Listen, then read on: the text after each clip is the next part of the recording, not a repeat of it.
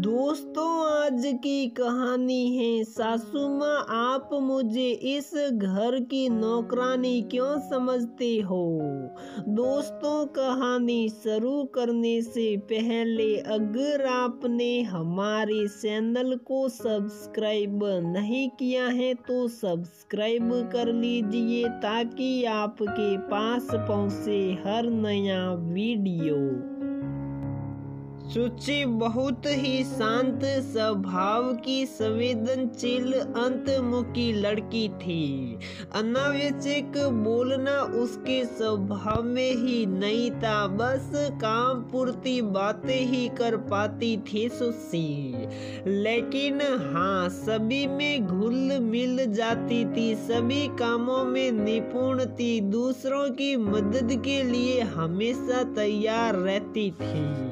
बड़े हो या छोटे, सभी को समान रूप से इज्जत देती थी, बड़ी ही सब्र वाली थी। कुछ काम अपने मन के ना भी हो तो कभी माथे पर सिकन नहीं आती थी।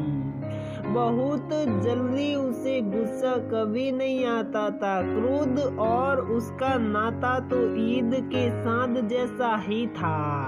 शादी के बाद जब सुशी का ससुराल में प्रवेश हुआ तो अपने सौम्य व्यवहार से उसने सभी का दिल जीत लिया। ससुराल में सास ससुर पति थे, 3 ननदें थी जिनकी शादी हो चुकी थी, वे भी ससुराल आती जाती रहती थी। हालांकि सास के अलावा बाकी सभी का स्वभाव सुशी के स्वभाव से बिल्कुल विपरीत था।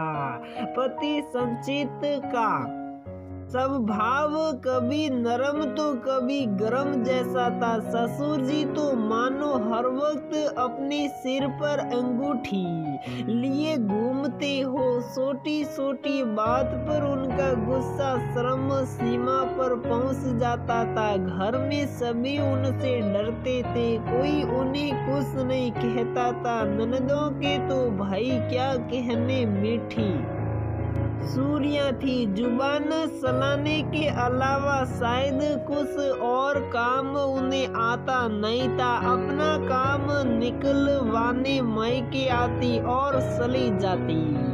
देखा जाए तो संचित ही सुशी के स्वभाव के अनुरूप हल्का फुल्का मैस हो रहा था। अच्छा भी है, ससुराल में पति का अच्छा होना जरूरी भी है। आखिर जीवन रूपी नया का असली खेवैया वही है। खैर, शादी के कुछ सालों तक सब ठीक रहा। धीरे धीरे सभी के रंग बदलने लगे। सुशी की समझदारी, आगे आगे काम करने की आदत और सीधेपन को घरवाले उसकी कमजोरी समझने लगे। अब घरवाले सुशी के कामों में मीन मेख निकालने लगे। सुशी थोड़ी परेशान हो जाती और अपने आप का आकलन करने लगती, मैं कहाँ गलत हूँ, पर कभी किसी बात का विरोध नहीं करती। सोचती छोटी बातें हैं, जाने दो। सुशी सभी बातों को ध्यान न देते हुए अपने कर्तव्य पालन में लगी रहती।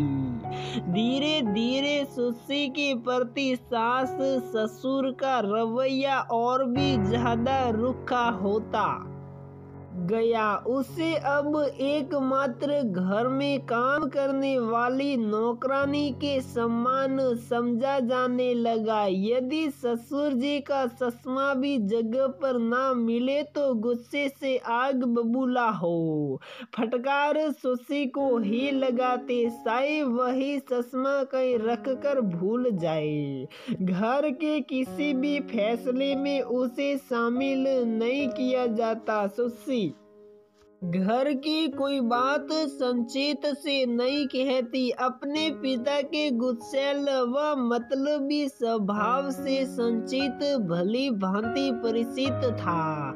संचित भी अपने काम में बहुत व्यस्त रहता, घर पर ज्यादा ध्यान नहीं दे पाता था। सुश्री भी सब कुछ समझते हुए अनजान बनी रहती, कुछ बातें मन को कसोटती रहती, पर शांति ही परमो धर्म के सिद्धांत पर अडिग थी। सुश्री आज संचित को ऑफिस के काम से दिल्ली जाना था, सुबह ही फ्लाइट थी।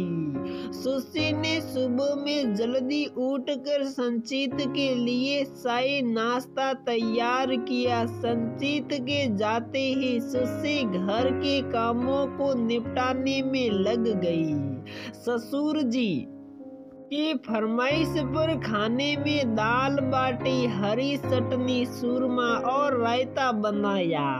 आज पूर्णिमा का व्रत था सभी का। शाम को किसी को खाना नहीं था। सुश्री को सभी काम निपटाते हुए 3 बज गए। घड़ी देखी तो सुश्री को याद आया 4 बजे उसे उसकी सहेली तीसा ने बुलाया है। 2 दिन पहले ही तीसा ने सुश्री को फोन किया था, बहुत दिनों से मिले नहीं और आज शाम को कुछ काम भी नहीं था। सुश्री को तो उसने हामी भर ली। सुश्री तुरंत तैयार होकर तीसा के घर के लिए निकल पड़ी। जाते जाते सुश्री अपनी सासू माँ को तीसा के घर जाने का कहकर चली गई। सासू माँ ने कुछ जवाब नहीं दिया, सिर हिला दिया। करीबन 1.5 घंटे बाद जब सुश्री घर लौटी तो दरवाजे के बाहर बहुत सारे जूते चप्पल रखे हुए। घर के अंदर से जोर जोर से आवाज आ रही थी, मानो कोई पूजा चल रही हो। गेट को पार करते हुए जैसे ही सुश्री के कदम दरवाजे की चौखट पर पड़े, अंदर का नजारा देखकर वह भौचक्की रह गई। समझ नहीं पाई कि ये सब क्या चल रहा है। अंदर सत्यनारायण भगवान की कथा हो रही थी। सास ससुर पूजा में बैठे थे और पंडित जी जोर जोर कथा वाचन कर रहे थे। पूरा हॉल आस पड़ोस के लोगों से भरा हुआ था, जिसमें ज्यादातर औरतें ही थी। अपनी चप्पल बाहर निकाल जैसे ही सुश्री अंदर दाखिल हुई, वहां मौजूद सभी औरतें पीछे मुड़कर सुश्री की तरफ ऐसे देखने लगी मानो कोई गुनाहगार आया हो। सुश्री चुपचाप जहां उसे जगह मिली वहीं जाकर बैठ गई। आज जो उसका दिल टूटा था उसके तो टुकड़े गिनना भी मुश्किल थे। आंखें आंसुओं से लबालब हो गई। बस सबके सामने इन्हें बाहर आने से रोकने की कोशिश में लग गई सुश्री। मन की वेदना की आज पराकाष्ठा थी, साथ ही साथ मन के शांत समंदर में क्रोध का ज्वालामुखी फूट पड़ा। कथा का तो मुझे पता ही नहीं। सोचा अभी सबके सामने अपना सारा गुबार निकाल दे, पर तमाशा बनाना उसके स्वभाव में नहीं था। सासू माँ सुश्री को आते देख बोल पड़ती हैं, सुश्री जाकर किचन में प्रसाद बनाकर रखा है, मैंने लेकर आ जा। सुश्री उठकर किचन में जाती हैं और प्रसाद लाकर सासू माँ के पास रखकर पीछे जाकर बैठ जाती हैं। अपमान का एक एक घूंट पीना अब उसके सब्र के बांध को तोड़ने ही वाला था। एक तो घर में कथा का आयोजन रखा है, ये उसे किसी ने बताने की जरूरत भी नहीं समझी और सभी के सामने सासू माँ ये जतलाना चाह रही है कि बहू कितनी लापरवाह है। ऊपर वहां बैठी औरतें सुश्री को देखकर कुटिल मुस्कान दिए जा रही थी। कथा का समापन हुआ, सभी प्रसाद ग्रहण कर लौट गए। अब सुशी से रहा नहीं गया। आखिरकार उसके क्रोध का ज्वालामुखी फूट ही पड़ा। मम्मी जी, पापा जी, ये क्या है? घर में कथा का आयोजन रखा है, ये बात आपने मुझे बताई क्यों नहीं? मुझे पता होता तो मैं अपनी सहेली के घर नहीं जाती। और आज अचानक आपको कथा करवाने की क्या सूझी, जबकि संचित भी घर पर नहीं है? इस घर में मेरी कोई अहमियत नहीं क्या? मैं घर की सदस्य नहीं हूँ? आपने मुझे छोड़ बाकी सभी लोगों को बुला लिया। लोगों ने मेरे बारे में क्या सोचा होगा कि घर में सत्यनारायण भगवान की पूजा है और बहू बाहर घूम रही है। इतने सालों की मेरी सेवा में ऐसी कौन सी कमी रह गई कि मैं घर की लक्ष्मी होते हुए भी घर की पूजा में शामिल होने के लायक नहीं? खैर, आप तो मुझे बहू ही नहीं समझते तो घर की लक्ष्मी क्या समझेंगे? आपकी बेमतलब की बातों पर मैं हमेशा से खामोश रही। आपका दिल दुखाना नहीं चाहती थी। आज तो आपने मेरे वजूद पर ही प्रश्न चिन्ह लगा दिया। आज पूर्णिमा है इसलिए कथा कर ली तो क्या हुआ? सोचा और पंडित जी को फोन कर दिया। उनके पास समय था, वे आ गए। इसमें इतना चिल्लाने की क्या जरूरत है? सासू माँ और ससुर जी एक स्वर में झल्लाकर बोल पड़े। अपनी गलती को वे मानने को तैयार नहीं थे। कुछ लोग खुद से ऊपर किसी को भी सर्वोपरि नहीं समझते हैं।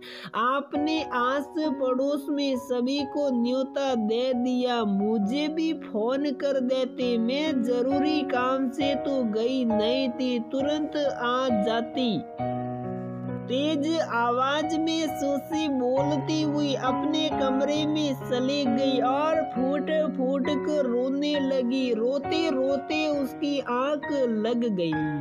जब आंख खुली तो सिर भारी सा लग रहा था। हमेशा चुप रहने वाली सुशी आज पहली बार इतना कुछ बोली थी।